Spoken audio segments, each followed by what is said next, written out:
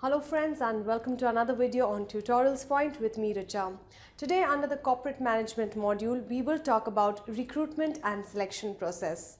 Well, for any startup or any kind of business to function smoothly, you need the most important resource, which is people. So today in this module we will talk about how to really hire the best kind of people for your work or for your business. Let's get started. On the agenda, we will talk about explain the recruitment process. We will take you through the cycle of how exactly a recruitment process functions. List and explains the steps in selection process. List the steps in the retention processes. So what exactly do we mean by the word recruitment and selection? Well, here's the definition. Recruitment is the process of creating a pool of applicants. So how do you really market and how do you advertise and get a pool of people or applicants from whom you're going to select, and that is what the selection process is. It is the selection of selecting the right applicant for that particular job opening that you might have. Now, recruitment process, my dear friends, is something which is very, very essential to understand, that there's an entire cycle of running through one to the other step, and since you need to have the right kind of people for any particular job or any kind of opening that you have, you need to only recruit for the best, and that's the reason which we will now explain is the steps of the recruitment process. So step one is database search. You need to identify where you will get your database of getting the pool of applicants from, whether it can be Naukri or monster.com. So you get your database search. The second step is you advertise on these particular platforms like Naukri and Monster. What exactly is the kind of profile that you're looking for? The requirements or the JDs is something that you will advertise. You will also network and do referrals, which is the step 3, because it's important to get referrals from other people and also network with other people so that you get the best of the best. Step 4 is the process of processing of applicants. Many people might have applied for that particular job. Now, you cannot definitely hire everybody and anybody. So you need to make sure that you have a process, a foolproof process of getting only the best out of the lot who have applied for that particular job. Step 5 is submission and interview, wherein you will try to schedule interviews for those people.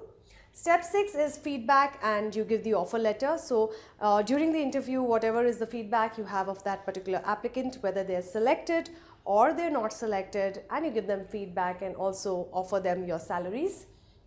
Step 7 is commencement and retention. So once they start working for your particular company, there will also be a lot of retention and attrition at times. So we will look at that in a little while from now. So friends, these are the different steps required when you have to recruit a particular applicant. Even if one of the steps is missing from this, it will not really do a good job in terms of the recruitment process.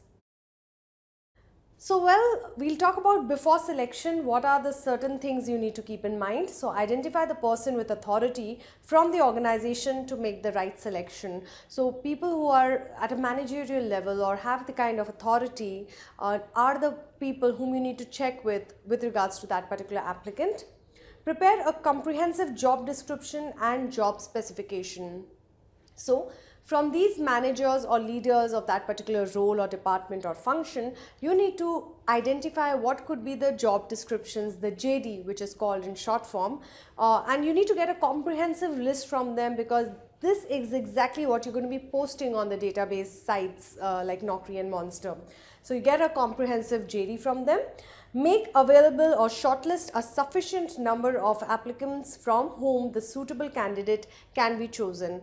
Never ever just pick up one candidate and choose that particular candidate only. Always have a pool of applicants so that you know exactly, having a different variety of people to choose from, rather than only selecting one person applying and selecting that particular person. That is not the way to do it. Selecting and deploying the people. Now let's take a look at this particular cycle. So you have, the process is something like this. You evaluate the particular person once they have applied for that particular job. You interview them. You have a final interview, which is generally done by the person from that particular department or the manager. You do take them for a medical reference check so that to rule out any kind of diseases the person might have, or to rule out that they're not healthy or fit to work for your particular company or organization. So definitely always go for medical or reference checks. Selection of the particular applicant is done, and then you make them the offer of whatever salary you have to give them. Then they go through an induction period wherein they are taught different paths or aspects of the company, the mission, vision of the company, etc. You deploy them, so they are on the field now doing the particular work. Then retention happens, wherein you need to know ways of retaining your people and not letting them go. So attrition nowadays is at a massive rate in most of the companies and organizations. So friends, these are the different processes of selecting the right kind of person and deploying those people in the particular field.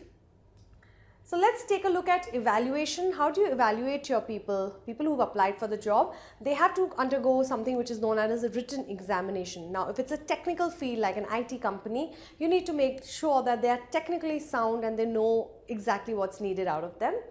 Then there is a preliminary interview wherein there is a stand-up interview, as well as you play certain business games with them to identify whether they are the right suitable candidate for the position that you are looking for. You make them undergo different kind of tests. For example, the aptitude test to know whether they are having that kind of intelligence and aptitude for that particular role you're hiring for.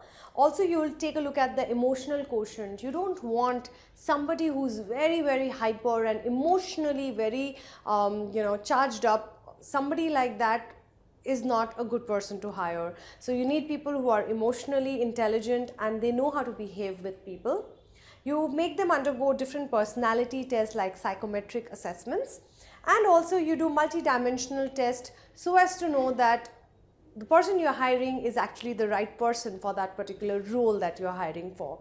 So this is like an evaluation stage which happens even before you interview them.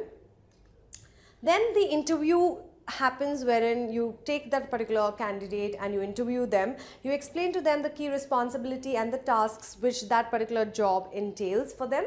Explain the expectations from the role, and this is something which is very essential.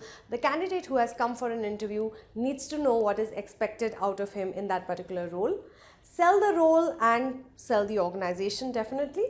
Ask about his expectation from the job and ask about what is the kind of salary that he's expecting out of this particular job. So this is after evaluating, you interview them, and this is what is a part of the interview process. Once the basic interview takes place, then the final interview takes place, and what happens over here is you open the interview. You get complete and accurate information, any documentation, paperwork which is required. Record the observations as well as impressions. Always have like a feedback form of the candidate whenever you're interviewing them. Guide the interview. Make sure that the agenda is being stuck to and you do not deviate from the agenda while you're taking the interview. Refer to the comments of the earlier interview. Whoever had taken the earlier interview, their comments are definitely written on that particular sheet, so you refer to them as well.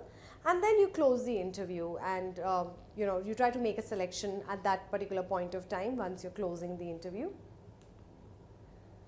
At times you also need to de-sell the job. Now, please don't get me wrong, what I'm not saying that you have to really make that particular job look very, very bad for the candidate, but what we are trying to say is that the candidate who's come for that particular job or that particular profile or opening needs to know exactly the kind of hardships and challenges that he or she might have to undergo through that particular job. So you need to be very, very crystal clear, telling him that or her that these are the different challenges that you're going to be facing. It could be work timings, it could be working on weekdays, etc. So you need to de-sell the job at times as well.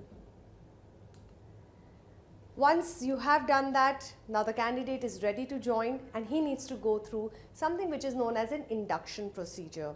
Now the candidate doesn't know anything about the company and how it functions and the processes, etc. So during an induction period, what he has to do is understand the mission of the company, the vision of the company, the board of directors, the number of employees in the company, and also you understand about the product, the services, overall everything about the organization is given to the candidate during an induction period. An induction period could be a half a day, it could be a full day, or it could be 2 full days of induction as well. Here the candidate comes to know everything about the company. Then is the deployment phase, wherein they go out into the market, they go out into the field, or if it's a head office, they sit at the particular desk and start doing their day-to-day works. So assigned to appropriate department, whichever department they have applied for, they go to that. Goal sheets are given to them, as well as what are the deliverables is communicated to them, what are the targets going to be like, and everything is told to them by their heads or their managers. Task assignment by the supervisor. Now here it's very important to also assign buddies to these new joinees, because they might feel little new to that particular environment. So it's always good to have somebody to help them out in the initial glitches or challenges that they might face in the organization. Retaining your customers, or rather retaining your employees, becomes again a very important factor in recruitment and selection process. So series of activities aimed at retaining your productive people in the organization. It is the responsibility of both the HR as well as the line manager. So try to involve them into different activities, or give out a lot of training programs to them to upskill them so that they stay with the organization.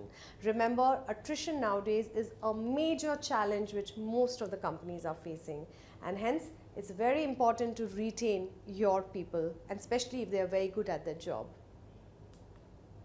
Well, to conclude this particular module on recruitment and selection process, quickly taking you through some of the things we have discussed. Recruitment is a process of creating a pool of applicants. Selection is the process of selecting the right candidate for that particular job or profile. Selecting and deploying the people includes different processes and different steps. For example, evaluating them, interviewing them, having a final round of interview, medical and reference check, selection and offering them the salary, induction, deployment, and lastly, the retention process. So friends, I do hope you have enjoyed listening to this particular module on recruitment and selection process, and please do keep listening to us and keep watching our videos. Thank you very much.